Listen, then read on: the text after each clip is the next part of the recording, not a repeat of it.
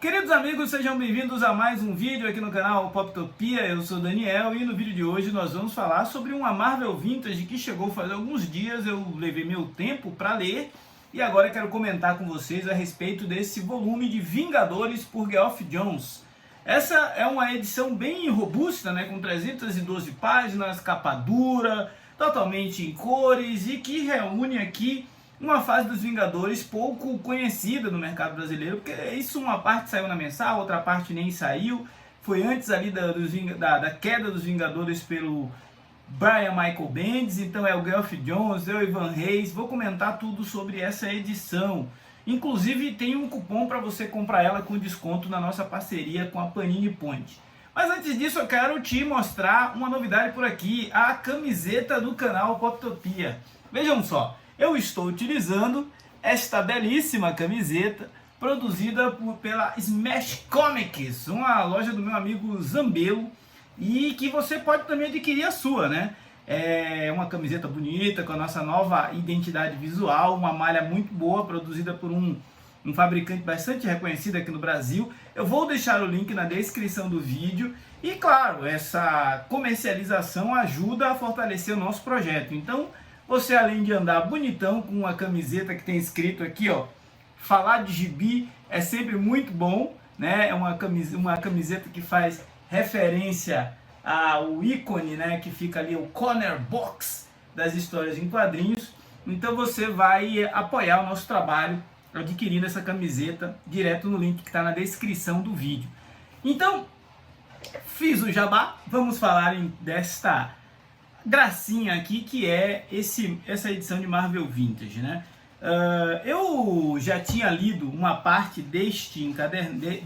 desta passagem do Geoff Johns pelos Vingadores quando saiu em Marvel Apresenta. Mas o que eu me lembro que tenha saído em Marvel Apresenta é a parte que vai sair na continuação, no volume 2. Então aí já vai a informação. Este é o Marvel Vintage com continuação. Não é a primeira vez que a Panini faz isso. Já teve Marvel Vintage do Capitão América que saiu dois volumes, do Capitão América contra Capitão América, do Hulk saíram alguns volumes e agora está sendo essa dos Vingadores aqui. A gente começa com um arco intitulado de Confiança Mundial, né? Essa Confiança Mundial, vocês estão ouvindo o barulhinho da chuva aí, é porque o dia hoje está chuvoso, não tenho o que fazer quanto a isso. Estou gravando aqui a minha resenha enquanto chove lá fora. Confiança Mundial é um arco político dos Vingadores. Político no sentido de colocar a equipe novamente envolvida com a ONU e com as responsabilidades que isso traz, né? Este arco, o Geoff Johns vai estruturar as coisas para que uma nova equipe dos Vingadores seja articulada no intuito de atender uma emergência global. Essa emergência global se dá por conta do desaparecimento das principais capitais do mundo, né? Alguma coisa ou alguém está abduzindo cidades como Londres, Roma, Tóquio, Nova York, Brasília. E essas cidades, elas representam aquilo que o mundo tem de governança global. Acontece que entre elas está o Wakanda, né? E então os Vingadores são convocados pelo Henry Peter Grint, fazendo ali uma ponte entre o governo, a ONU, né, e a equipe de super-heróis para que haja uma coordenação. O mundo passa a ser governado pelos Vingadores. A gente não vê uma repercussão muito grande e nem social disso, mas temos cenas como essa do Capitão América discursando no palanque da ONU acompanhado da Mulher Hulk e do Pantera Negra. O Pantera Negra está voltando para a equipe aqui. Esse quadrinho se passa ali depois da passagem do Kurt Busiek, do Jorge Pérez, toda aquela fase que está sendo publicada lá no Omnibus, né? Então a gente vê uma equipe sendo reorganizada, com o Capitão América e o Homem de Ferro tomando a dianteira. O Thor estava ausente, então a gente não tinha aqui a trindade dos Vingadores, mas em compensação tinha a Miss Marvel, tinha o Sam Wilson, algumas aparições pontuais do Namor e da Warbird, enquanto a equipe ia se estruturando, inclusive com um novo integrante ali bastante relutante, que era o cara que parece que a cara dele parece um baralho, né? É o As de Copas. lendo este quadrinho dos Vingadores, escrito pelo Geoff Johns, eu fiquei com a sensação de que ele tinha uma proposta interessante aqui. Uma proposta que começa utilizando vilões ali de segundo escalão, como o Zodíaco, ou um dos integrantes do Zodíaco, para representar uma ameaça diferente para a equipe de Vingadores, mas não tão diferente assim. Essa ameaça leva a equipe a se mobilizar, no sentido de que havia uma preocupação em coordenar uma reorganização do planeta. E aí a gente vê caras como o Namor exigindo dos Vingadores uma tomada de atitude mais enérgica, e enquanto o Homem de Ferro tentava ali fazer uma investigação mais científica, né? Então essa dubiedade de interesses é algo muito recorrente nessa história, até que eles chegam ao ponto para onde as cidades desaparecidas foi levado, e toda uma batalha acontece ali, né? Com destaque aí sim para a chegada de um peso pesado, que nesse caso é o Thor, né?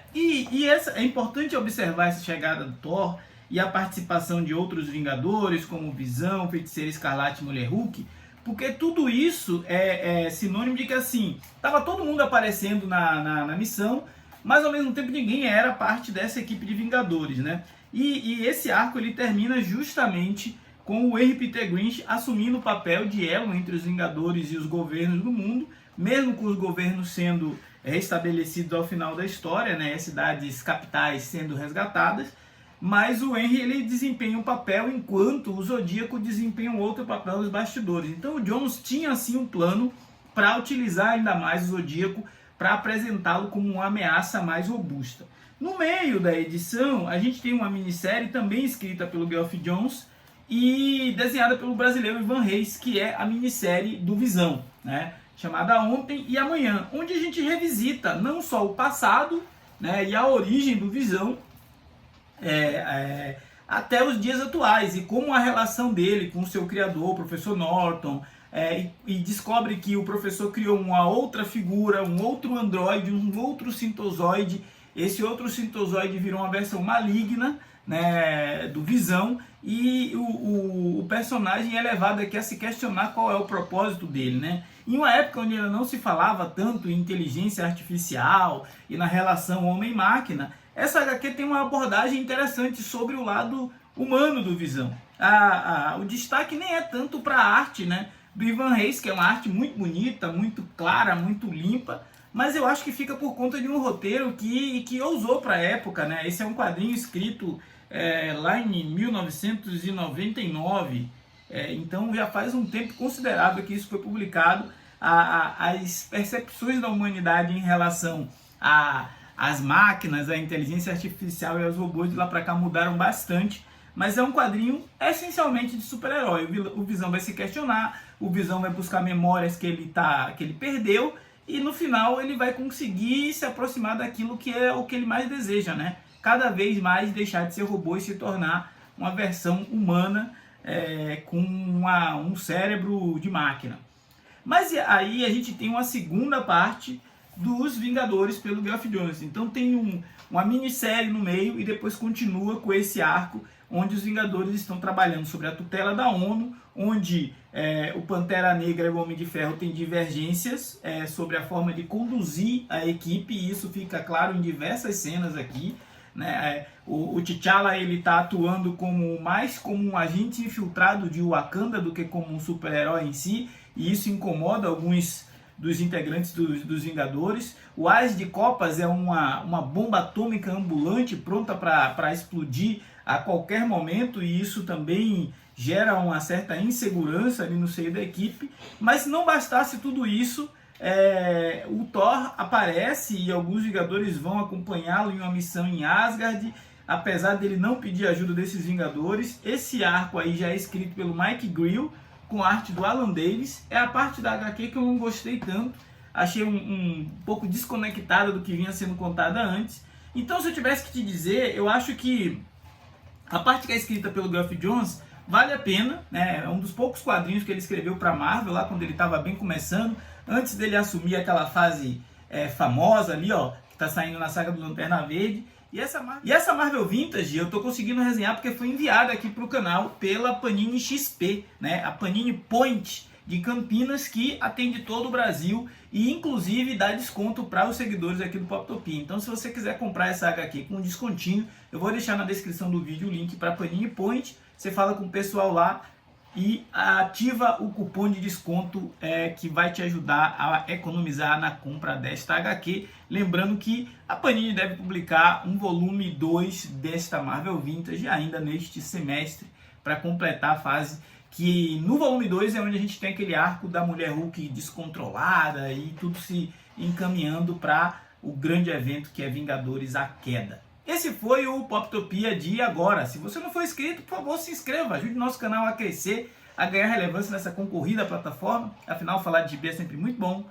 Forte abraço. Até a próxima.